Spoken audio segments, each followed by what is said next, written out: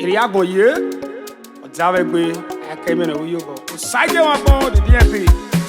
Upona laona o. NOTIEMWONMWAN ni kiate. NOTIEMWONMWAN ni ratie. Osagiemwangbon ni kiate. Upona laona. NOTIEMWONMWAN ni kiate. Beno biamba tope diaga biento bien uwajere. Brother o, Ari kwen baba o, Ari kwen baba yago me wane pe o. Mami o, Ari kwen baba o, Ari kwen baba yago me wane pe o. Upono pera, einaga ti ewe sadaki. Emi we ese, imami epele momi o. Upono pera, einaga bun kotonwe. Emi we ese, imami epele momi o. Iwe, emi we ese o, emi we ese, umaye rigadi o.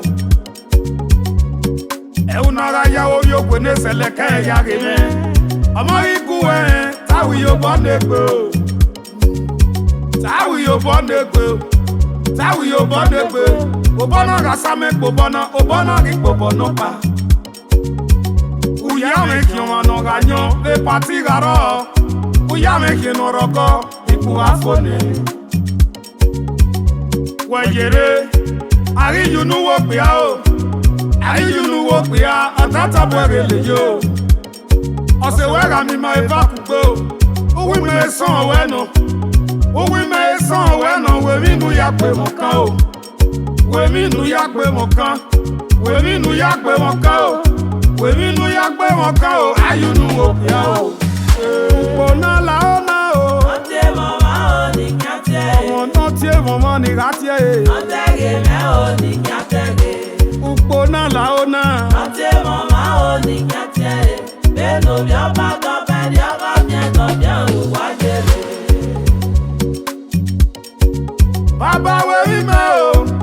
Numi ya pe mo kan o bere rase o. Wa we moto ime fina, uwoto egime. Mere rata magbon uwoto egime o. Baba we mi me o. We mi me o, nu ya pe mo kan o bere rase. Uwa we instrument ime ni uwoto egime. Mere rata magbon uwoto egime o.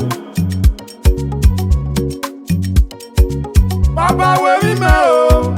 Ayunu ya wo dazere taze mi opo o. Erina u ya wo kan o no. E wo kan ya mo ma o.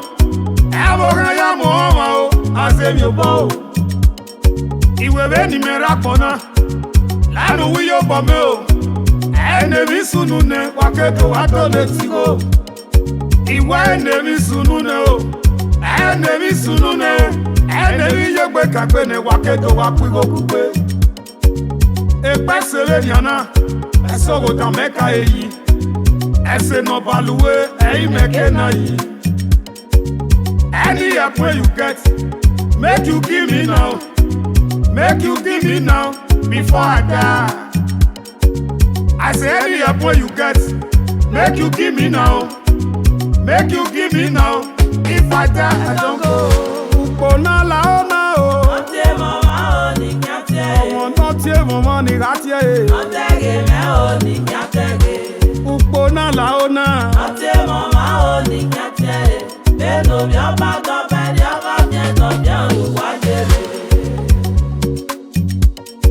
Etapa kedo ara o. Ope pa na tie me, owi yen ki amu me ku. Awe ni la wo. Awe ti nyari yo bonia, Obama se mona ebeli o. Awe ti aye kere o, eriyan na ye pe yi. Awe te gba ko boku pe na yawe me ne pe baba yen mona rure. Awe ni la wo, awi go kere e opuyan. Iriga e yoga ere ina wiga we niya. E opiana na sun e awo. Unu wona pewe ma, edenete ri opane. Mari kwikuna ne, mana mwepe mana we maketo. Eyana gagogo, eyana wiya wiso eme o. Eso na mwinyame o, eso na mo fi gome. mora deme na radieto. So pampa, ama ekpe eva. Elda fun pa NOTIEMWONMWAN, owi yen kian mu me biku. Away my son, yakuno aberian o. Edenedere wa se, malato fi mwe, malato lui ronwe. Na tira na gbo, baba nu rigore o. Baba nu rigore, na ya mwi moto, na ya devioto. Awewe ni eti pase na, awi yen we ni meto akuni yen, me kuni yen bogo e. Na kame papa ikuno dafe ma mi oigo. Oyo kwe kian rikuna, ni kian na mi oigo a. Osagiemwangbon feli bakwe, iwu kwa kian kavita. Owewe ni mamu ikunese, omami ebo ya pa bebo. Nudono na papa, la nu rigore o.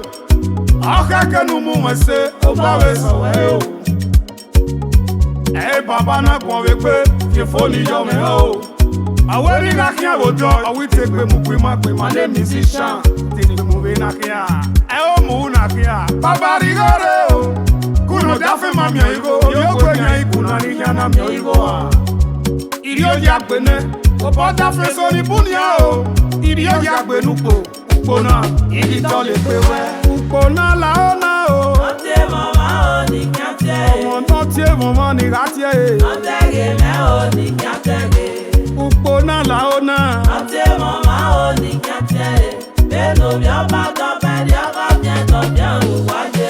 Amakone, àwọn o. Amakone wọn o. Ọmọ náà pín bọ́tà yẹn kìnnà náà tán ẹ gbogbo ẹ o. Amakone wọn o. Ọ̀tà sẹ́so unú ìyàyé. Amakone wọn o. Gbogbo ẹ̀kún kò tọ̀nà náà wẹ̀rẹ̀ sẹ́sùn máa yẹn. Amakone wọn o.